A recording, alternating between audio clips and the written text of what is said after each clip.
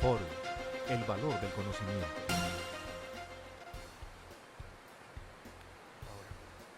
Hola, saludamos a la comunidad Forum dentro de la transmisión de un nuevo debate. En esta oportunidad nos acompaña el doctor Edwin Ortiz Cueto, él es el abogado de la Asociación Asomineros. Doctor Edwin, ¿cómo está? Hola Laura, buenas tardes, ¿cómo le ha ido? Bien. En esta oportunidad hablaremos sobre el tema de la semana, correspondiente a la sentencia T-204 del 7 de octubre del 2014, pronunciamiento de la Corte Constitucional respecto a las expectativas legítimas que se derivan de las actuaciones ilegales en el marco de las actividades mineras.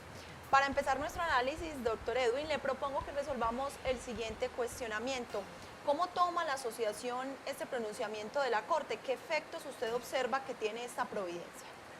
Bueno, lo primero, celebrar esta primera decisión de la Corte Constitucional es una decisión emblemática porque es el primer acto jurídico de una autoridad de esta categoría que se pronuncia sobre la actividad minera tradicional informal en el país.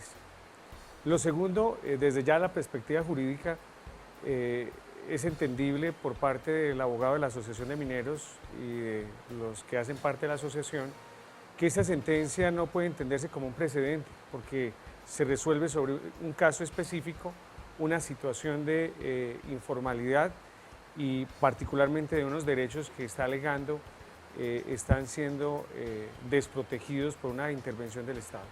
Pero inicialmente tomarla como una decisión que abre un camino para los derechos de los mineros informales del país. Hemos tenido conocimiento que el doctor Edwin ha sido el actor de algunas de las demandas o acciones constitucionales que tenemos en este momento en nuestro país respecto al tema de la minería. Cuéntenos cómo ha sido ese trabajo desde su punto profesional. Sí, señora. Básicamente, cuando empezamos la tarea hace 2 años de presentar unas acciones en representación de los mineros informales del Bajo Cauca inicialmente, nos dimos a la tarea de identificar cuál era el problema que se estaba presentando. Lo concretamos en varios aspectos. Lo primero, que la realidad social que se vive en la región históricamente desde el siglo XVI no se ajusta a la realidad jurídica que actualmente está expresada en la Ley 685 de 2001. Es decir, que en la práctica la minería tradicional, en este caso de oro aluvial que se viene desarrollando en la región, aún aplica reglas del principio de accesión del siglo XVII y del siglo XVIII. Y las modificaciones legales hoy no han sido aplicables precisamente por el desconocimiento de la comunidad de estas disposiciones legales. Ese fue un primer elemento. El segundo elemento es el hecho de que aunque existen unas medidas restrictivas actualmente en la minería, lo cierto es que los mineros vienen desarrollando su actividad con la confianza legítima de que vienen desarrollando una actividad autorizada, sobre todo porque el Estado actualmente viene desarrollando varios programas de formalización minera. Y ahí empieza de alguna manera la tensión actual y de ahí la relevancia de esta sentencia, porque el mismo Estado actualmente está formalizando gran parte de los mineros a través de programas de formalización liderados desde el Ministerio de Minas y por otro lado está cerrando las minas, destruyendo la maquinaria y afectando los derechos de los mineros. Toca usted, doctor Edwin, un tema bastante importante, es el principio de la confianza legítima. Recordemos que ese es un principio fundante del sistema de responsabilidad del Estado. En virtud de este principio, que es una consideración bastante relevante de la Corte, pues el Estado ha permitido bajo su actuación uniforme que los mineros caigan en esa ilegalidad. En este orden de ideas, queríamos saber, bajo su posición, si efectivamente esa confianza legítima también existe por la ausencia que el Estado ha tenido en la intervención. No ha sido acertada la regulación. ¿Necesitamos o no necesitamos un nuevo código de minero?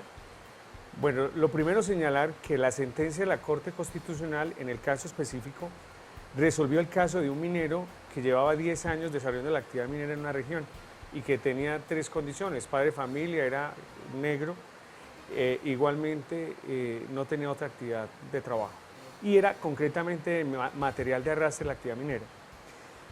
Frente a la minería aluvial, en términos generales, en zonas como el Bajo Cauca, en este caso quiero como concretarlo, allí la actividad minera se viene desarrollando desde hace más o menos 4 siglos o más.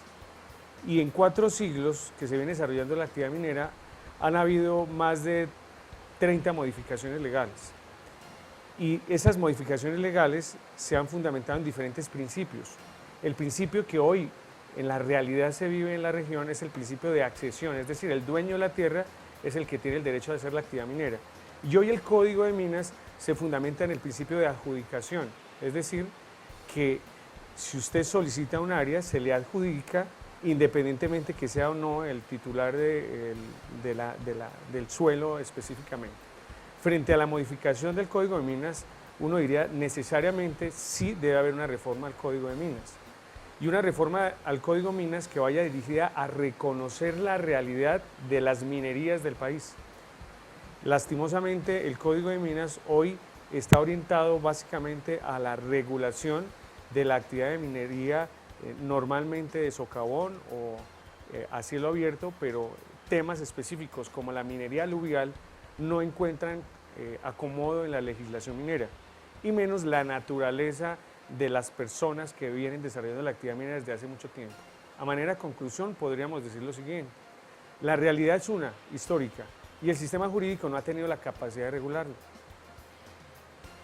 Con respecto precisamente a ese tema, en algunos días en la feria minera pasada tuvimos la oportunidad de realizar un panel, una especie de conversatorio con algunas personas de altos funcionarios de la rama ejecutiva del poder público, entre ellos personas que se encuentran, por ejemplo, en el Ministerio de Defensa. Allí se hablaba que era más importante, más que el código, era un COMPEX minero, una política minera mucho más clara. Doctor Edwin, ¿si es la política, si es el COMPEX minero lo que necesitamos, o necesitamos, por ejemplo, que mejor se cumplan los acuerdos políticos que se celebran en las mesas de trabajo, o qué otras herramientas podrían utilizar el gobierno para efectivamente abarcar toda la problemática de la minería? Usted llega a un punto importante. El COMPEX es la expresión de lo que es la política pública del Estado, y necesariamente debe ser a través de ese instrumento para que se cruce el trabajo de las diferentes instituciones a nivel nacional. Hoy vemos a un Ministerio de Minas con un interés de formalizar los mineros, pero por otro lado vemos a un Ministerio de Defensa en contradicción con lo que está haciendo el Ministerio de Minas, o vemos un Ministerio de Ambiente que no es consistente con lo que está haciendo el Ministerio de Minas, o vemos una Agencia Nacional Minera en su tarea de legalizar distante a los programas de formalización del Ministerio, o una Fiscalía judicializando mineros tradicionales donde actualmente están en programas de formalización. ¿Eso a qué obedece? A que no hay una política que articule el Estado. Por eso el instrumento idóneo y adecuado es precisamente un documento COMPEX que obliga además al Gobierno Nacional a articular las diferentes entidades para el desarrollo de precisamente una política que permita la participación de todos los actores mineros del país. ¿Qué piensa, doctor Edwin, cuando la Corte dice, bueno, hagamos esa transición laboral?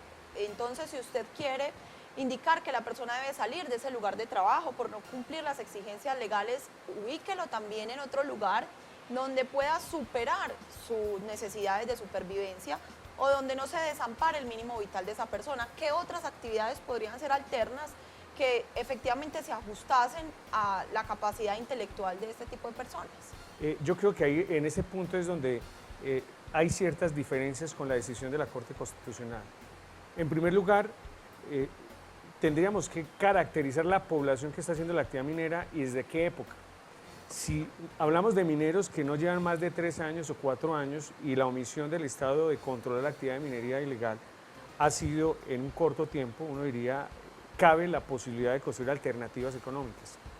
Pero en zonas mineras tradicionales del país que llevan más de 4 siglos, donde todo el ciclo económico depende de la actividad minera, donde no saben hacer otra cosa más que la minería, la reconversión que plantea la Corte Constitucional en sus sentencias no es adecuada, ni es proporcional, porque la cultura minera en regiones del país hace parte de su tradición y es lo único que pueden y saben desarrollar.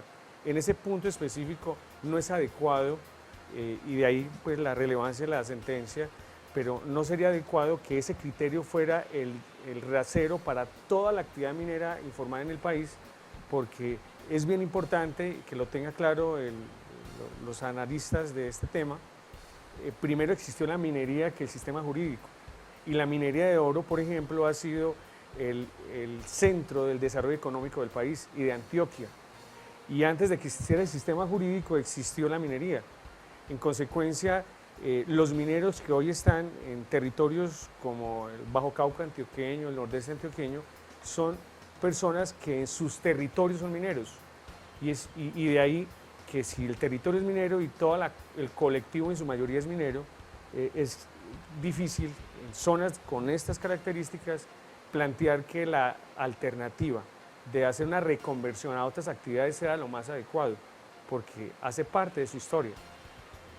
Doctor Edwin, puntualicemos y de pronto informemos a los usuarios de Forum si en virtud de este principio de confianza legítima se han venido adelantando acercamientos entre asomineros u otro tipo de instituciones con las políticas de formalización que brinda el Estado para esta clase de personas. ¿Qué hemos avanzado en esa materia?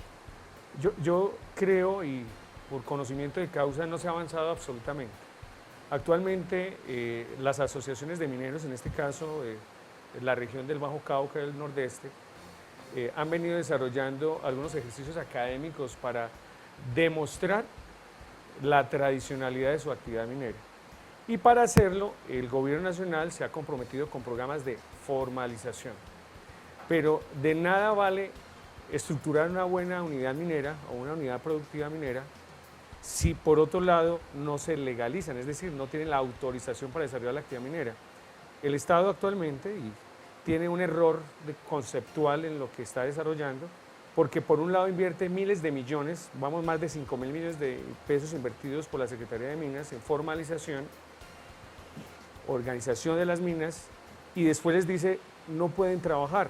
O sea, montan el negocio, les ayudan a organizar el negocio, y después dicen pero no le damos el permiso para que trabajen. Es decir, el Estado como tal está cometiendo un error en la forma como está desarrollando su política, sumado a que actualmente no hay una norma, toda vez que el año pasado pues, se cayó, digámoslo así, su efecto quedó hasta el mayo del año pasado. En consecuencia no hay un instrumento legal que permita legalizar a las minas o a los mineros básicamente. Doctor Edwin, para finalizar, si usted pudiera indicarnos qué aspectos o cuáles son esos elementos que se deben tener en cuenta al momento de elaborar una política de formalización desde su experiencia, que es bastante cercana a los mineros, ¿cuáles serían esas herramientas, esos ítems, esas condiciones para generar una política eficiente? Lo primero, precisar que formalización es diferente a legalización. Formalización tiene que ver con la organización de la mina y cumplir los estándares legales. Legalización es tener la facultad para desarrollar la actividad legal, la actividad minera, perdón. Yo creo que un criterio fundamental para poder lograr la legalización, porque la formalización en últimas es mucho más sencillo, es la sencillez. Yo creo que una norma que sea sencilla, que respete la Constitución es lo adecuado. A manera de ejemplo, la ley 1382 de 2010 y los decretos posteriores definían que para poder legalizarse un minero se le exige una cantidad de documentos técnicos, comerciales. No obstante, el glosario técnico minero definía que minero informal es aquel que no tiene registros contables, o sea que no tiene documentos. Entonces, por un lado la ley decía una cosa, pero por otro lado el mismo Estado a través de decretos imponía una serie de cargas en contra de la Constitución, porque es bien sabido que el principio que orienta el aspecto probatorio es la libertad probatoria, siempre y cuando sea conducente y pertinente. Entonces, si es así, el Estado debe ser más sencillo en los procedimientos y desde luego entender que hay diferentes tipos de minería y cada tipo de minería debe exigir una serie de particularidades para demostrar la tradicionalidad y permitir desde luego el desarrollo de la actividad minera. Doctor Edwin, le agradecemos mucho su invitación. A todos ustedes, esperamos que continúen visitando nuestro portal www.forum.com.co y se sigan informando sobre este y otros temas de actualidad. Hasta pronto. Forum, el valor del conocimiento.